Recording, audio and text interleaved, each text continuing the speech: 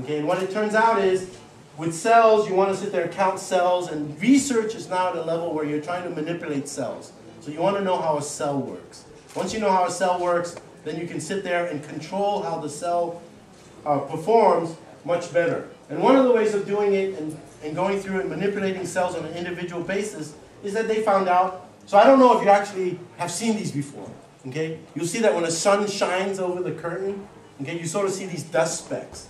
And you see that these dust specks sort of move in a certain way.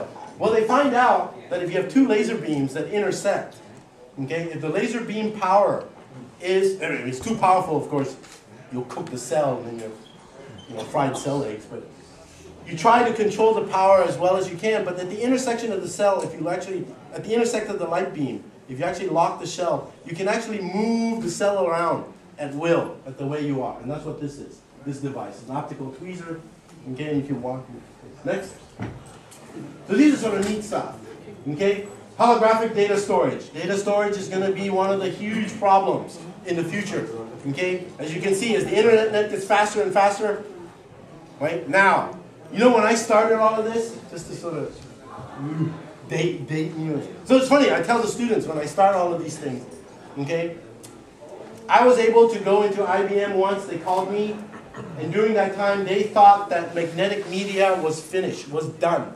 It was going to be optical media, they were behind Japan, and they were panicking, okay? So they wanted to make an optical disc writer that's better than anything that was in the world.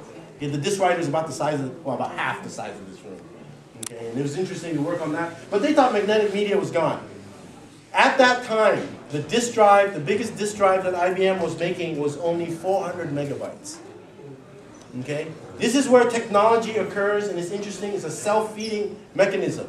Okay? As computer gets faster, as software gets better, it actually improves the control and improves the machine that makes the technology even better. And it's sort of self-feeding, and it keeps going. People think that the end had happened 20 years ago. Thank goodness it hasn't, otherwise I'd be out of a job. Okay? But anyway, so now they're looking at holographic sort of data storage, where data storage has to be done in 3D rather than 2D, which is the magnetic slab. Now you sort of see their terabyte drives. Okay? Did you realize that what your eye sees, you know, our eyes actually samples about 60 cycles a second. You know, your eyes aren't seeing things continuously. It sits there, opens and shuts and samples everything, and then you have an image on the back. Okay? They find out that if you record every single second that you are alive, including you sleeping, okay, you need about 200 terabytes to store your entire memory. Okay? And now there are hard drives that can do that. So we're literally, if they can tap into your electrical signal, okay, to your head, you'll be able to record your entire history. Right? Even when sleeping, you don't need to remember anymore. You sit there and go, oh my God, what did I think of at 2 p.m. yesterday? Rewind and, oh, that's what I did here. Better erase that data. Okay, next. Okay? This is something that comes about technology from the youth. Okay? This is interesting. This is innovation that comes about. Things that I get exposed to, which is sort of interesting. This is why it's sort of fun to also teach in a university where you have bright students, okay?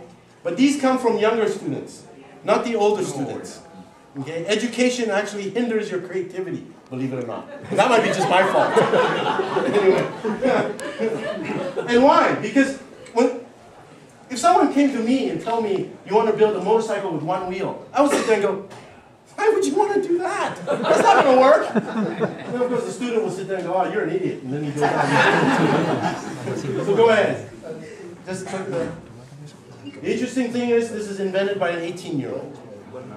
Okay? An 18-year-old with a very wealthy father.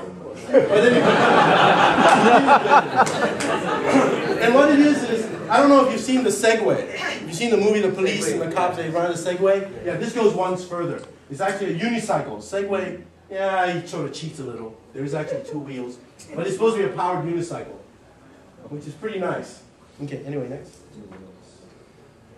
Yeah, so now this is sort of one of my sort of pride and joy. It's sort of an interesting thing to work at. I was privileged enough to actually work on this. Okay, this is the Berkeley lower extremity exoskeleton. Okay, this is the one thing that I'm saying that leads into human rehabilitation. When we were doing this, Okay, this was actually, of course, to offload the weight of the backpack from the soldiers. If you know the U.S. Marines, their typical backpack weight is 150 pounds. Okay, the idea behind this mission is that, so the U.S. military, when they go out on the field and they go out into duty, it's a really, really, really big thing to try to not stay there overnight. Okay, if you have to stay on your mission overnight, it is a huge, huge investment of infrastructure that needs to be brought in. Because the U.S. do not trust water from anywhere.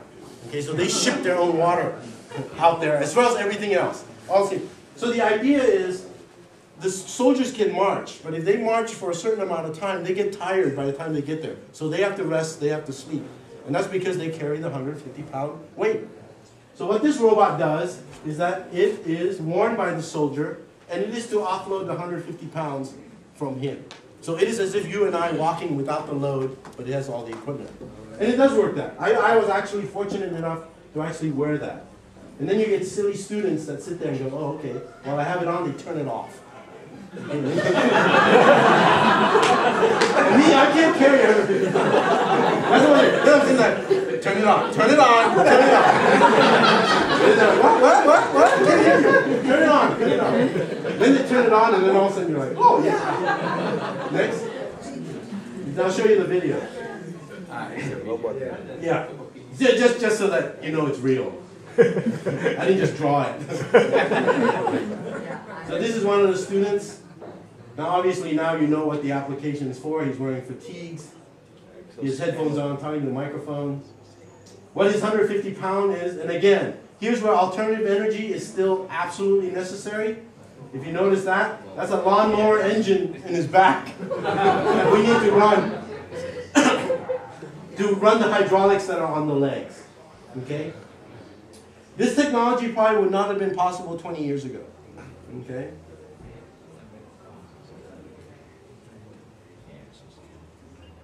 So now they are probably on the 5th version of this.